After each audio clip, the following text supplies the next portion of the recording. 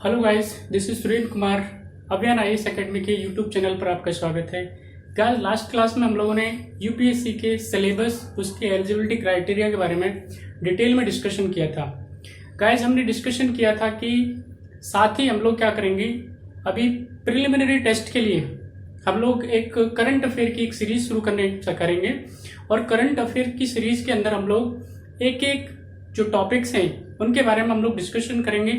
जिन topic से relevant question पूछे जाते हैं उन्हीं टॉपिक्स के बारे में हम लोग इस सीरीज के अंदर बात करेंगे। गाइज, आज हमारा टॉपिक है वर्ल्ड इकोनॉमिक फोरम। चलिए इसके बारे में बात करते हैं।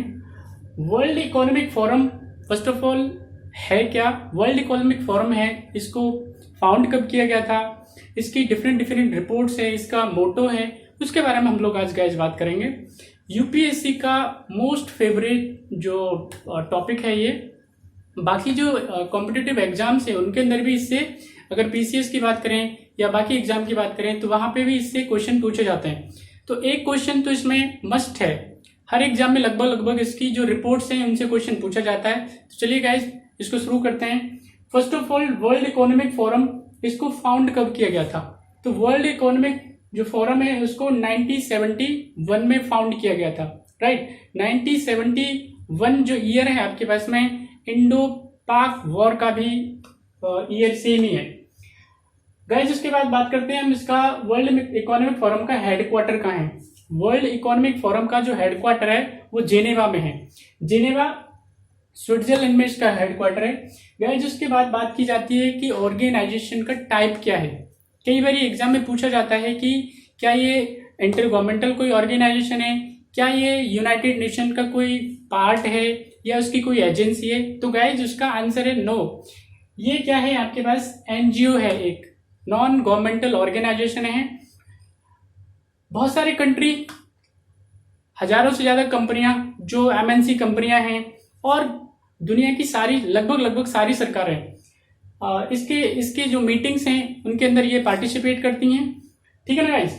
उसके बाद हम बात करते हैं गाइज इसका वर्ल्ड इकोनॉमिक फोरम का मोटो क्या है।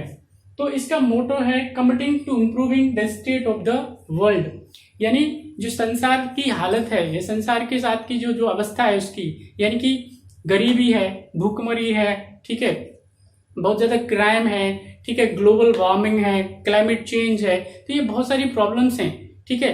तो अब जब ये सारी प्रॉब्लम्स, तो बहुत सारे लोगों को इससे प्रॉब्लम होती है, उनको प्रॉब्लम फेस करनी पड़ती है। तो इन्हीं को इम्प्रूव करना, ऐसी कंडीशन को इम्प्रूव करना और इस दुनिया को, इस प्लेनेट को इंसानों के रहने लायक बनाना, ये क्या है, इसका मोटो है।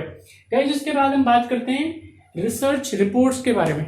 गाइस, सबसे इंपॉर्टेंट टॉपिक यही है, यहां से एक क्वेश्चन जरूर पूछा जाता है। जो भी आप एग्जाम देंगे, चाहे कोई भी एग्जाम देंगे किसी भी लेवल का, ठीक है, तो वहां पे आपसे इस तरह का एक जो क्वेश्चन है उसमें से पूछ लिया जाता है। तो बात करते हैं हम लोग गाइस के वर्ल्ड इकोनॉमिक फोरम है वो कौन कौन सी रिपोर्ट्स है, कौन कौन से इंडेक्सेस हैं वो जो इश्यू करता है। चलिए सबसे पहले बात करते हैं ग्लोबल कॉम्पिटिटिवनेस रिपोर्ट।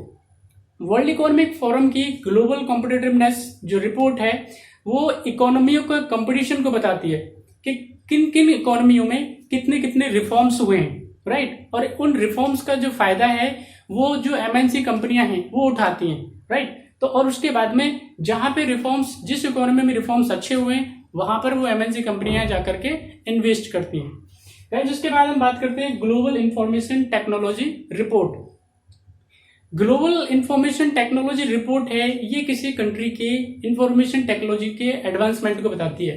यानी जो कंट्री इंफॉर्मेशन टेक्नोलॉजी में अच्छा होगा, एडवांस होगा, तो वहां पे उसके यहाँ पे इन्वेस्टमेंट आने का या उसके जो प्रोग्रेस होने के ज्यादा चांसेस होते हैं, ठीक है गाइस। उसके बाद हम बात करते हैं global gender gap report. Global gender gap report male और फीमेल के बीच गैप को बताता है।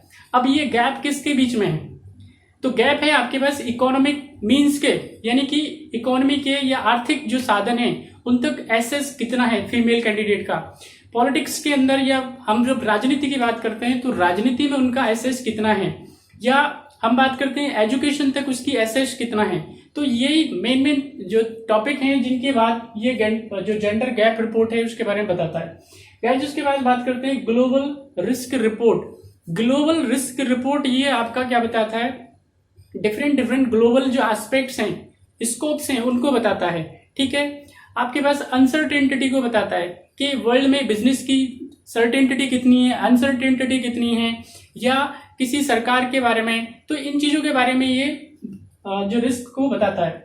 ग्लोबल इनेबलिंग ट्रेड रिपोर्ट, ये रिपोर्ट बताती है कि जो ट्रेड है उसको कैसे कैपेबल किया जाए, कितना बढ़ाया जाए, जो कंट्री है उनके बीच में इसको कैसे और ज्यादा कैपेबल किया जाए, कैसे बढ़ाया जाए। तो एक जो वर्ल्ड के अंदर फ्री एंड फेयर जो ट्रेड है वो हो सके, एक हम कहेंगे कि अगर एक सक्षम जो ट्रेड है वो हो सके।